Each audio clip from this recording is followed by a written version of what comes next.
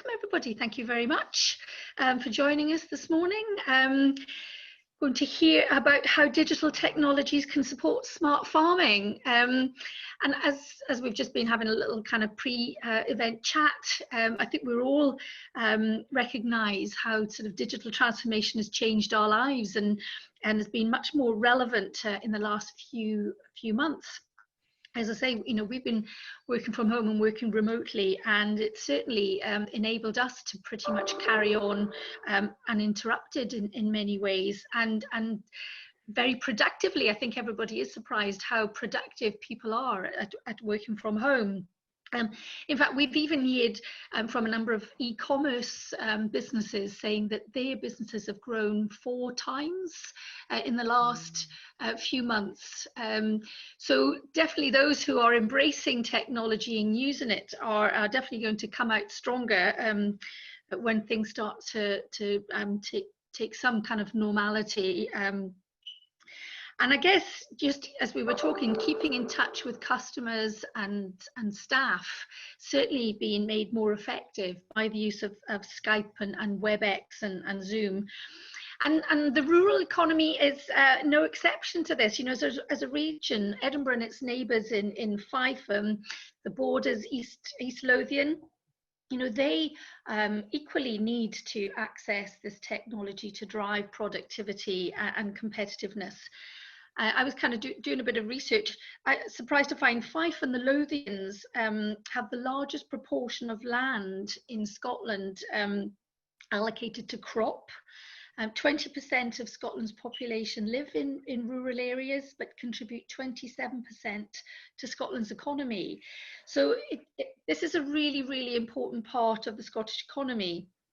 And digitally connecting not just the technology, but that kind of infrastructure is really important, so that every part of Scotland and their businesses and people can work, live and access the services they need anywhere.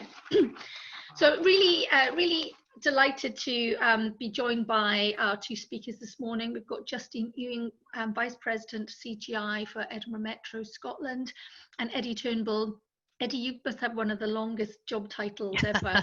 Scottish Government's Deputy Director and Head of Agriculture and the Rural Economy, Digital and Transformation Systems. I managed to get through it. Yeah, thanks for that. Yeah. So welcome for joining us.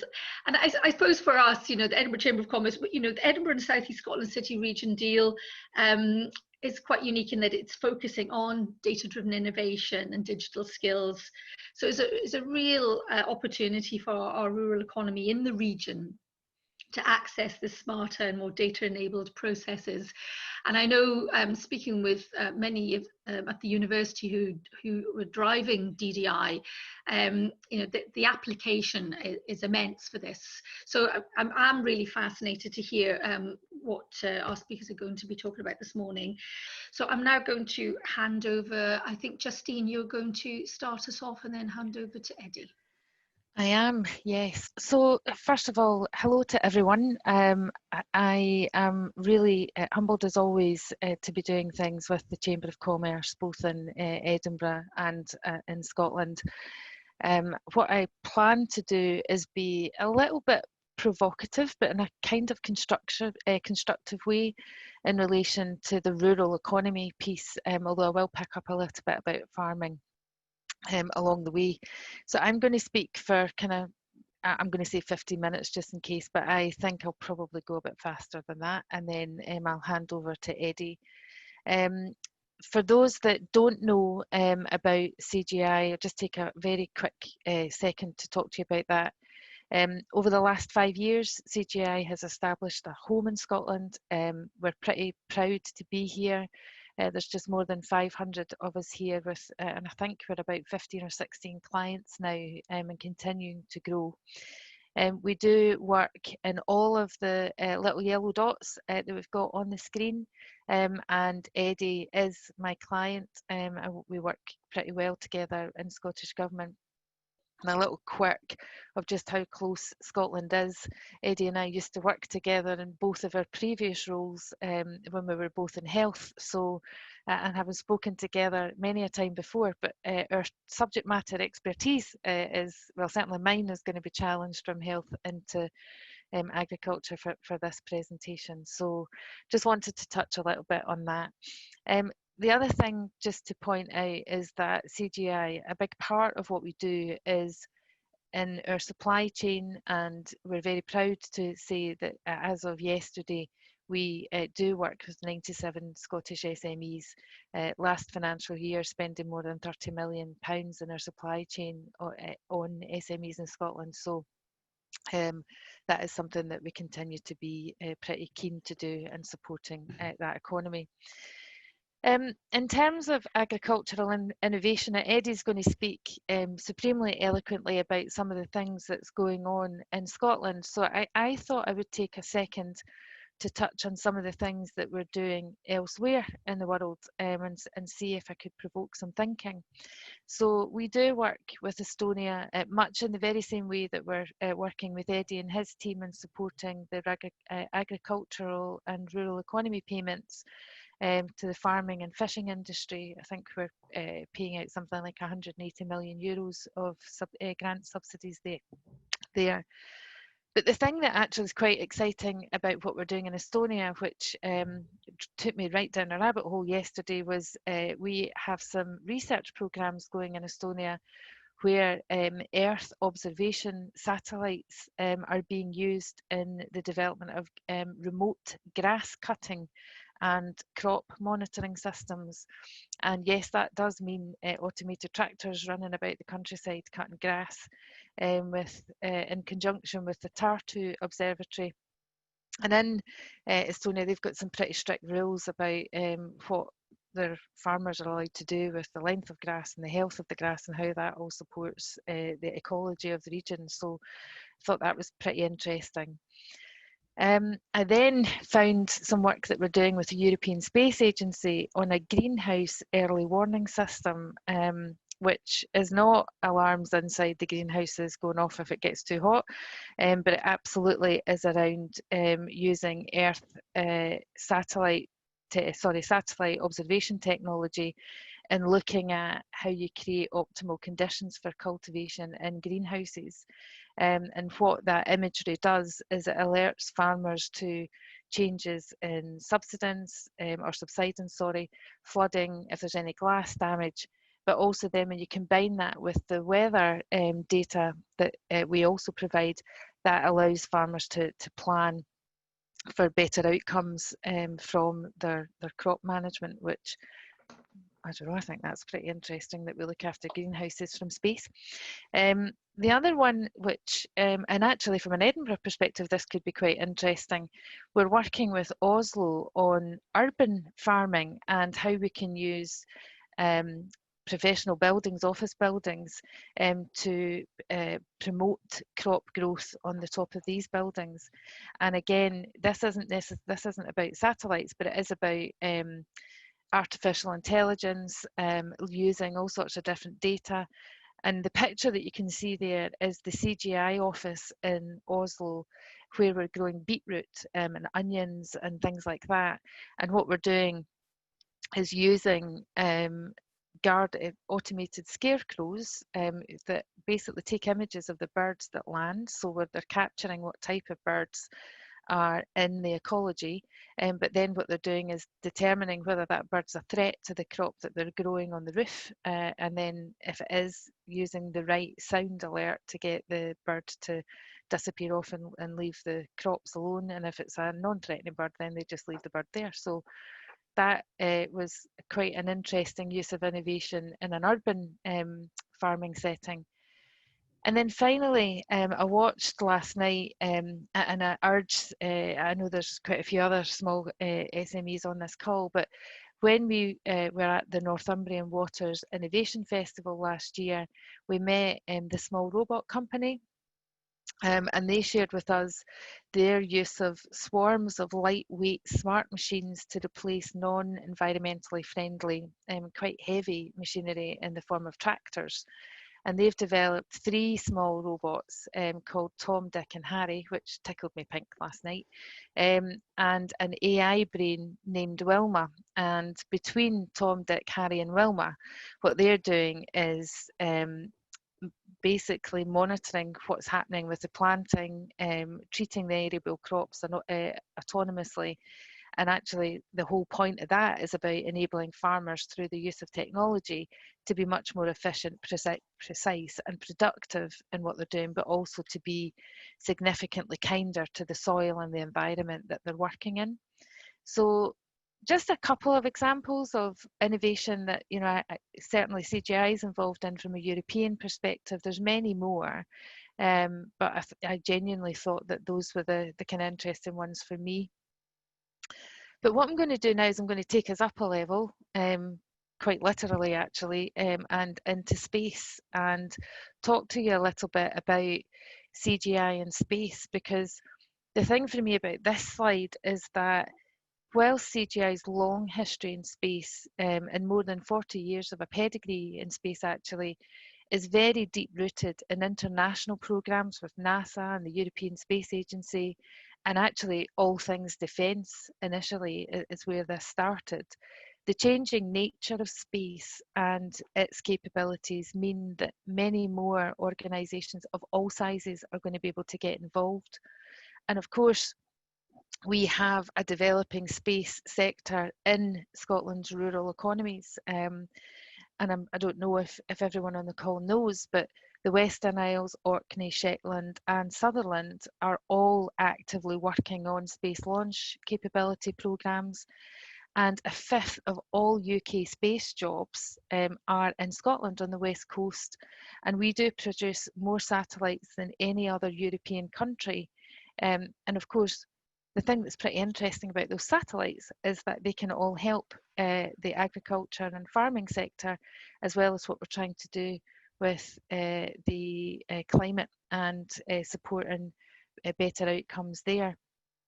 So there actually is a new space race, but that new space race also has a very direct impact and potential impact on what might happen within our rural economies.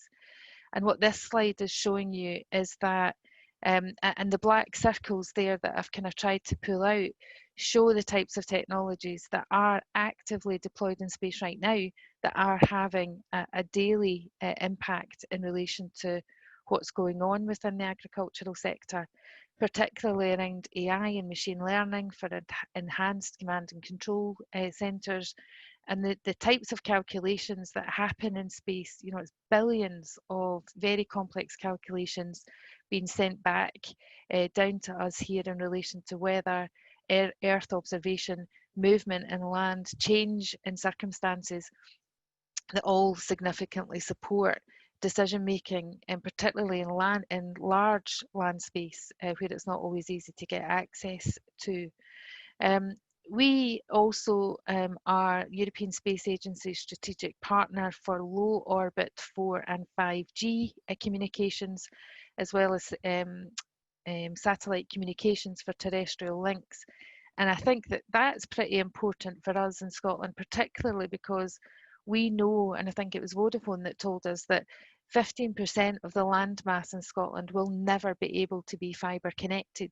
And whilst that 15% of that land mass will only affect quite a small number of people, those people are the people that are directly impacted by this topic that we're talking about today in relation to how to get the most from the land that that surrounds them.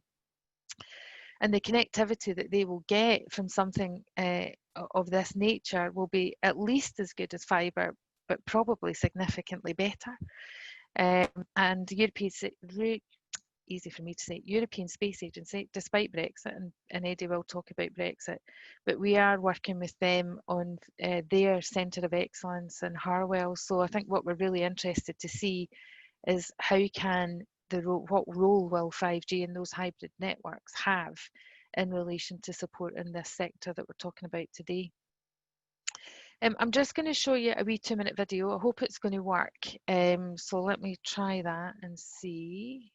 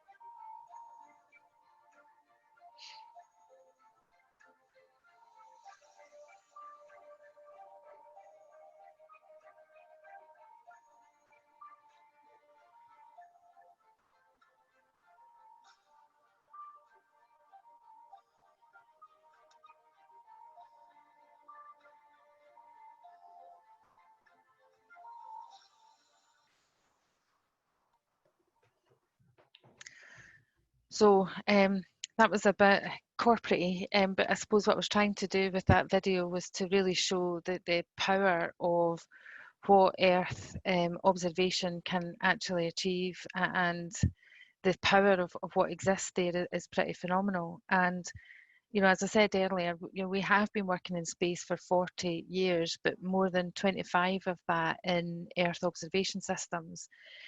And the progress from left to right on this slide is particularly interesting, especially that space economies are now starting to add so much more benefit to terrestrial outcomes. And in our world, in CGI's world, the Geodata 360 platform is what really glues all of this together for us. And it's the key for us is in that data, the technology that exists and the technology that's in development, and also those technologies that we can't even yet envisage. But all of that is going to significantly transform and positively disrupt farming. But the rural economy doesn't only encapsulate farming and agriculture. In the coming years, imagine a world where the rural economy really will be an economy that is about farming and agriculture. That will never change, but that data science and emerging technologies and small, medium enterprises and nano organisations can work remotely because the connectivity allows that to happen. So that was really kind of what I wanted to say. So I'm going to bring it right back down to earth and hand over to Eddie. And Eddie's going to talk to us about more specifically farming and agriculture.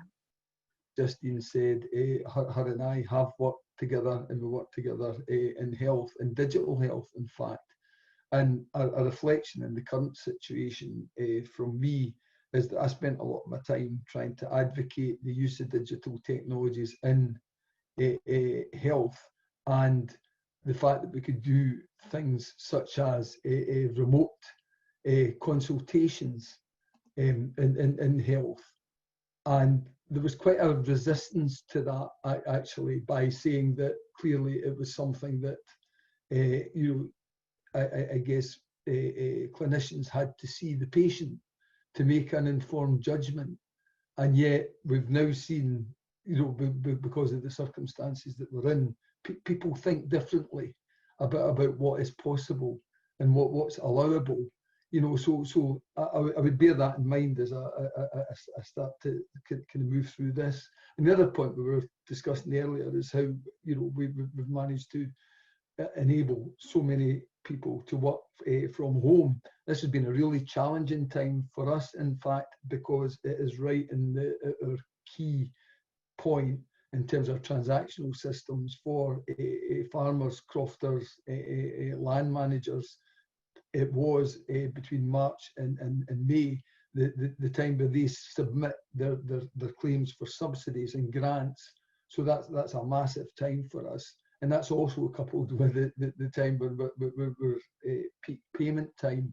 Yet incredibly, we managed to do all this with our area office colleagues and our HQ in Edinburgh, all working from home. So the opportunities that technology gives us is just immense.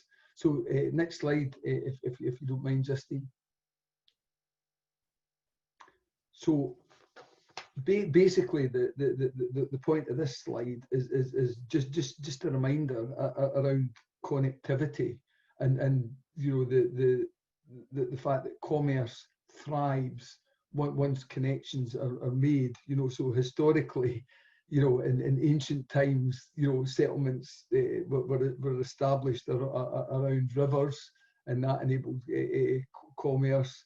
We then move into more modern times, so to speak, with the Romans and the roads coming forward, technology around canals and rail created greater connectivity, moved to the obviously flight and multi-lane roads. So all this enabled things, commerce in effect to be established. But the big change for us now clearly is the electronic connectivity is boundless almost, in terms of its abilities to reach places. So that's why this is so critical to Scotland and its rural economy. So next slide, Justine. So clearly my director's focus is on the rural economy. And we tend to, and this was mentioned earlier, we tend to talk about Scotland, or rural Scotland, as being the same, homogeneous, I guess. But the Scottish government's definition of rural Scotland is on the screen just now. And the thing again I would note on that is accessible is the criteria in that definition. But again, accessible is talking about physical accessibility rather than information accessibility. Next slide, please. So I'll kind of move through some of these, but Scotland's land is so diverse, and its capabilities for agriculture vary greatly. But what I want to point out here is although the title of this was smart agriculture or smart farming, going forward, that is not how we should look at it. It should be around smart land use, and we can't look at farming as being something distinct from environment management or something distinct from biodiversity. The whole thing is one. In Scotland, in fact, we have, in terms of being able to pay subsidies, we've already somewhat categorised the land into what we term Region 1, Region 2 and Region 3, but the payment regions. So the first region, in fact, is that's better quality agriculture land, I guess, where you can sow crops, you can grow crops, or you can graze cattle, animal, livestock on grassland. The next level up is what we term less or rough grazing and less favoured areas. So these are on the sides of hillsides, and then you get basically right to the other top level, which is rough grazing. So again, the point I'm making here is agriculture is diverse. It's not about us looking at land in a single category here. We've got to think about it in all its diversity. So if we just step through very quickly the next few slides, then thanks for that. So there we are. This might be surprising to many, although Liz mentioned it right at the beginning. So 98% of land is designated as rural, and about 80% of that land is agriculture in the broadest term that I was describing earlier. And of that, between the rural, which is the 98%, 80%, there's an overlap in that, which is forestry. And some of that is in agricultural land. There's not a distinction between the two, really, a definition that separates one from the other. But the point there is that clearly it's a massive resource to Scotland, a potential resource to Scotland. If we go to the next slide, and as has already been said, that the rural economy in total accounts for about 27% of Scotland's economic output, and that is based on, to a great degree, the natural resource that we have there, that rural resource. If we next slide very quickly.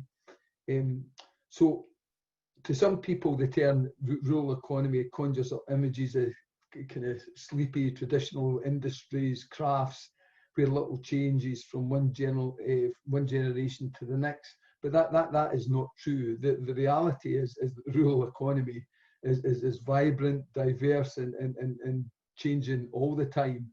Even more so with increased connectivity. If you want, there's quite a good research paper produced 2 years ago, though, understanding the Scottish rural economy, which is worth looking at, especially if you're looking for business opportunity. Next slide, please.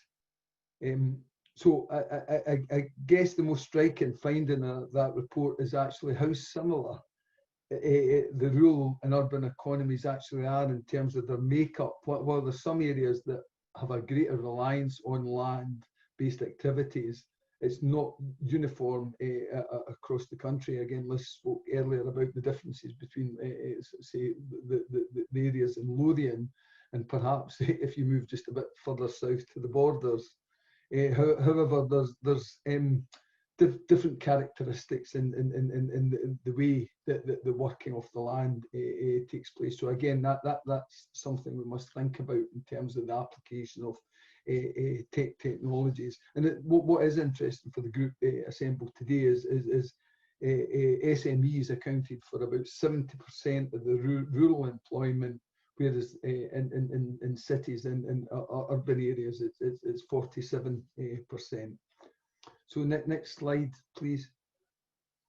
So 17% said earlier of the population stay within areas that are designated as rural, but the characteristic of that is that it's an ageing population there. So one of the objectives certainly of my directorate is to invigorate rural areas with younger people who want to start new businesses there. And both inside, clearly in farming, agriculture, in those sort of industries, but in other industries that are not traditionally rural. So clearly that's a key objective, policy objective of my department. So next slide, please. So I think the definitions, the point I'm making here is the definitions of rural are quite telling, aren't they? You know, the way we think about it at the moment, we speak about accessible, but that's accessible by roads, and the remoteness is defined by the time to get there by road. So you know, it's all physically, it's all physical transport that's the basis of that. But obviously digital accessibility means something completely different from that. So our definitions must change around this. Next slide, which brings me to the key point. You know, why am I here? Why am I speaking to you today? I think that the planets are absolutely aligned. That there has never been a better time for transforming the way that we look at the rural economy, the way that we think of land use, food production, environment management, because of, and here are the reasons. Obviously, EU exit, we will in all likelihood be out of Europe on the 31st of December this year. The way we have been considered our land and agriculture has very much been determined by a European level agreement around that. That won't stand as we move forward. There will be free trade agreements that will be put in place as an alternative. So that world that certainly my organisation has lived in is going to radically change, and it will mean significant change clearly for farmers and crofters. The climate change emergency has been prioritised. You know, it's about reducing emissions and restoring our natural capital. So again, a fundamental policy drive here. We obviously have been, it's always been a commitment, the Scottish Government, for sustainable development, but we've got to now think about that in terms of the COVID-19 recovery. It's highly likely that rural businesses will be impacted greater than those in urban areas, and the length of recovery will be somewhat longer probably. So we must look at that. The key point that I've been making, I think, up to now is that connectivity piece, that digital connectivity. A real change in digital technologies, you know, in the last 3 to maybe 5 years, the opportunity that's available from sensor technology, from artificial intelligence and similar technologies that were emerging, I think, are now very well established. And the cost, that's a big thing. The cost of these things has massively reduced. So it makes it very accessible to businesses of all sizes, basically, to exploit. And we're looking at this in terms of, you know, without going into the ins and outs of the common agricultural policy, what we're looking at now as we go forward is being very much an outcome-based approach, rather than a very much a kind of detailed regulatory and measurement approach that the common agricultural policy has at this moment. Although, to be fair, EU is looking at changing that somewhat radically as it moves into the next phase of CAP. If we move on then, so the first catalyst, as I mentioned, is EU exit. And I just throw that slide up to demonstrate the complexity around kind of managing the CAP within Scotland. We have a bill going through Parliament at the moment, and it's required for two reasons. One, it's required to ensure we provide continuity of subsidy to farmers and crofters as they have been getting while in Europe. So clearly we have to ensure stability in that sector. But it does give us an opportunity, because we'll have the legislation, you know, within the Parliament, to start looking at a significant simplification and improvements outside the common agricultural policy. Next slide, please. So it is going to mean significant change. The detail of this slide shows you that, you know, well over £500 million are paid annually in grants and subsidies from my office. And that will need to be looked at as we move forward outside Europe. So there's a significant amount of work to be done on that, and to ensure that the subsidies that are provided, or the grants are provided, deliver the desirable outcomes, and working through a transition period where, you know, the impact of a move from CAP to whatever we put in place in Scotland going forward is you know, it's not cataclysmic. It's something that we can do in a smooth way. But this will involve, and this is where I come in, I guess, this will involve piloting new approaches with digital technologies as a key enabler. So next slide, please. So the next catalyst that I mentioned, obviously, is the climate emergency and recreating a rich biodiversity within Scotland. So we're committed to become net zero society by 2045, which is 5 years before the rest of the UK. And the Scottish Government is responding to the global climate emergency by adopting an ambitious new target to reduce emissions by 75% by 2030. So our policy is very much founded on that target, with that target in mind. Next slide, and it's just to touch on the, you know, how agriculture impacts on our climate. So Scottish agriculture and related land use produces around 23% of the nation's greenhouse gas emissions, and it's second only to transport. But here again lies the potential here. Reductions are possible using smart land management and agriculture approaches, with digital as the foundation of that. Next slide, please. So the next catalyst is drive for sustainable development.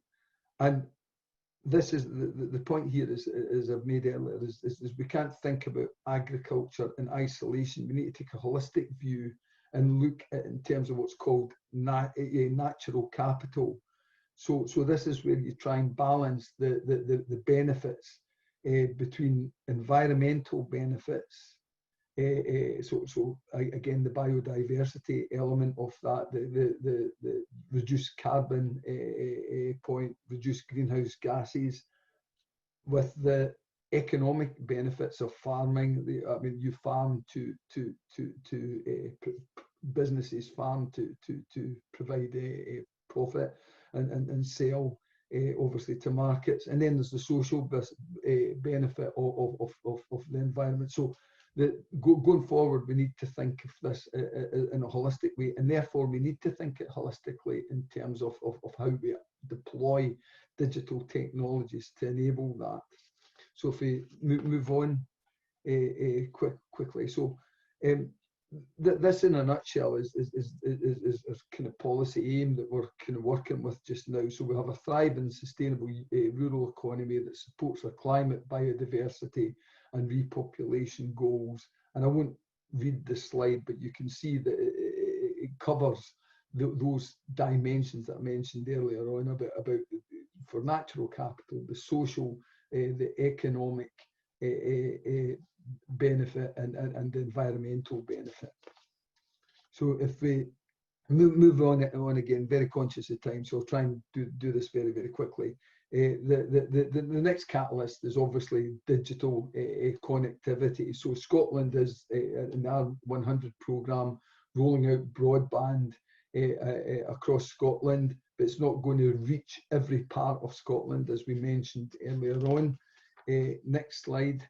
We spoke about, Justine spoke about mobile connectivity. There's the Scottish 4G infill programme, and there's the 5G initiative, which actually does have a rural test bed happening at the moment. And finally, if we move on, Justine, thank you. The next thing is the point that was made that will give us a certain level of coverage, but there will always be areas that we can't cover with these two, what you might say, backbone technologies. So it starts to bring us into other technologies, satellite technology, just as Justine was mentioning, but things such as LoRaWAN, which is low power, low cost infill. That you can install in very, very remote areas, and it gives you that connectivity to the main networks.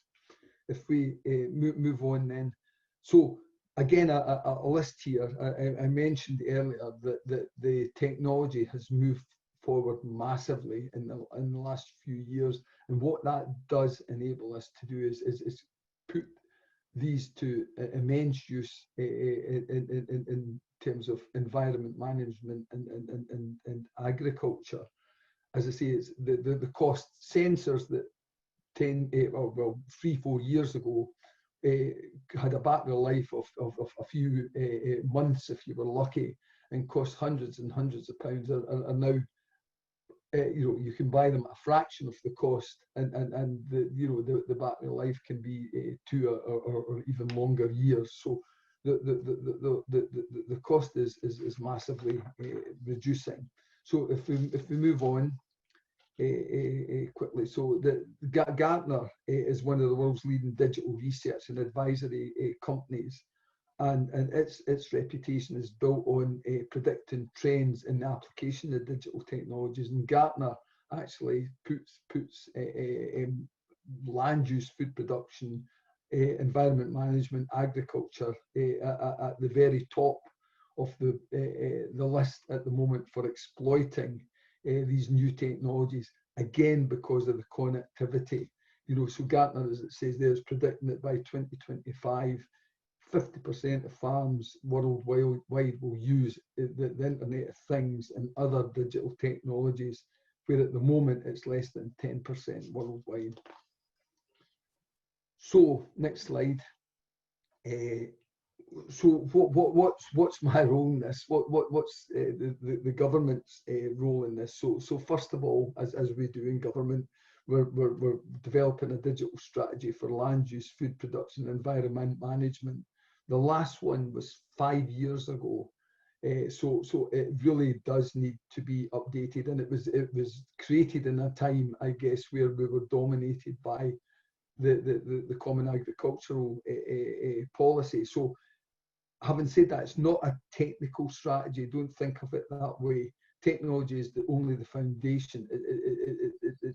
It's a strategy of more than that, and I'll come on to that now. So next slide, please. So what we're looking at is 4 dimensions that are summarized here, and I'll explain each in turn so that they can. So that this will be what our strategy is going to be founded on. So I'll take us through each one of those very quickly. The next slide, please. Right. So this is the one you would expect any IT organization to be looking at. This is the one that says, how can I run my IT business more efficiently, more effectively? And that is by, at the moment, you just so that you're aware, all our services are run, apart from one, from the data centre at Saughton House in Edinburgh. And it's a massive data centre, but so we're looking to adopt cloud technology, move to the cloud so that we can reduce the cost of ownership of that, and enable greater flexibility so that we can build the capacity. Our year, as I mentioned earlier, has peaks and troughs in it. So we've got capacity for the peak, but we don't need that all year, actually. So therefore, can we look to rationalize that? But that's what you would expect. That's what you would expect to be in a digital strategy. Moving on to the next one. The next one you would probably also expect, as I say, my organisation and other organisations, they are heavily involved in the planning and the regulation. In our case, it's around grants and subsidies. They're also true for Forestry Commission. It's also, Scottish Forestry. It's also true for the Scottish Environmental Protection Agency, and also true for Scottish Natural Heritage. So we're all in this space checking what's happening on the land. But using the digital technologies and sensing technologies, that connectivity, instead of, as my organisation goes out, does physical inspections, we can actually use the data that's been gathered at source and share that across the platform, but clearly so that we can collect once and use many times. So the next level of our strategy is actually how we encourage those land users to adopt digital technologies and for the benefit of their business, but also for the benefit of sharing that data more broadly. So it's I guess a dimension of our strategy that we've not had in the past, and we've got to think about that more clearly. We do provide capital grants. Some individuals on the call just now will know that, but they tend to be for fencing, for storage, for various things like that. So surely we can start to think about this in the most broadest sense and how we can help farmers, crofters with digital technologies.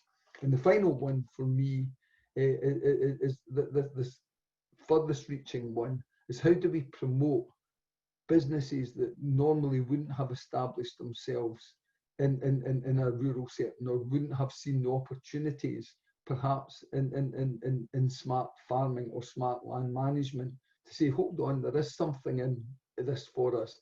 There is a way of transferring technologies that are maybe used in an urban setting to a rural setting, because we have that connectivity.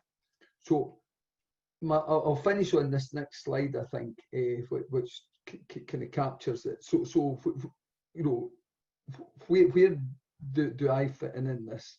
I guess what is government's role? So I've highlighted the 2 areas I think where I personally have got the greatest influence, and that is how we carry out our work in terms of regulation and subsidising and promoting, and how we enable the land user and farmer, crofter, whoever, to use digital technologies. And I see that as one thing. We shouldn't look at that's what the public body is doing, that's what the farming community does. We should look at it holistically.